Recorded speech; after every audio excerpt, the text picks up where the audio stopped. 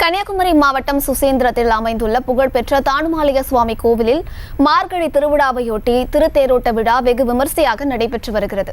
இதுகுறித்தான மேலும் விவரங்களை கொடுப்பதற்காக செய்தியாளர் கால்வின் இணைப்பில் இருக்கிறார். பேசலாம். கால்வின், தற்போது திருத்தேரோட்ட விழாவானது வெகு விமர்சையாக தொடங்கி நடைபெற்று வருகிறது. இந்த விழாவிற்கு பக்தர்களின் வருகை எந்த மாதிரி இருக்கு, என்னென்ன சிறப்பு ஏற்பாடுகள் எல்லாம் செய்யப்பட்டிருக்கு கோவில்ல? வணக்கம் அம்ருத். தமிழ்நாட்டில் உள்ள புகழ்பெற்ற கோயில்களில் ஒன்றாக திகழ்வது கன்னியாகுமரி மாவட்டத்தில் அமைந்துள்ள சுசீந்திரம் தானுமாலயன் சுவாமி திருக்கோயிலாகும். இங்கு சிவன், விஷ்ணு, பிரம்மா என முப்பெரும் கடவுள்களும் மூலவராக கருவறையில் ஒரே வடிவில் காட்சியளிப்பது இதன் சிறப்பாகும். இங்கு ஆண்டுதோறும் மார்கழி பெரும் திருவிழா நடைபெறுவது வழக்கம். இந்த வகையில் இந்த ஆண்டிற்கான மார்கழி தேர் திருவிழா கடந்த 18ஆம் தேதி கொடியேற்றத்துடன் வெகு விமர்சையாக துவங்கியது.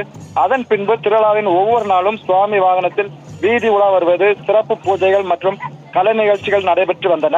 திருவிழாவின் 9ஆம் நாளான இன்று காலை சுவாமி பல்லக்கில் ரத வீதி வந்த பின்பு தேர் திருவிழா தொடங்கியது.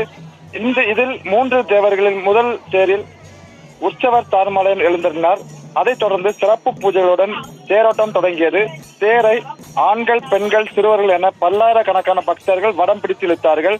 மேலும் 2வது தேரை அம்மன் தேர், அதாவது பெண்கள் மட்டும் வடம் பிடித்து இழுத்து சென்றனர். 3வதாக பிள்ளையார் தேரை சிறுவர்கள் வடம் பிடித்து இழுத்து சென்றார்கள்.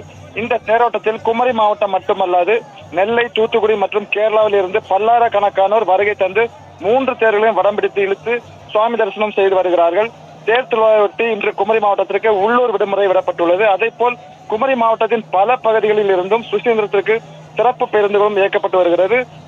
திருவிழாவிற்கு பல்லாயிரக்கணக்கான பக்தர்கள் வந்துள்ளதால் குமரி மாவட்ட காவல்துறையினர் மற்றும் தீயணைப்பு துறையினர் பாதுகாப்பு பணியில் ஈடுபட்டு வருகிறார்கள்.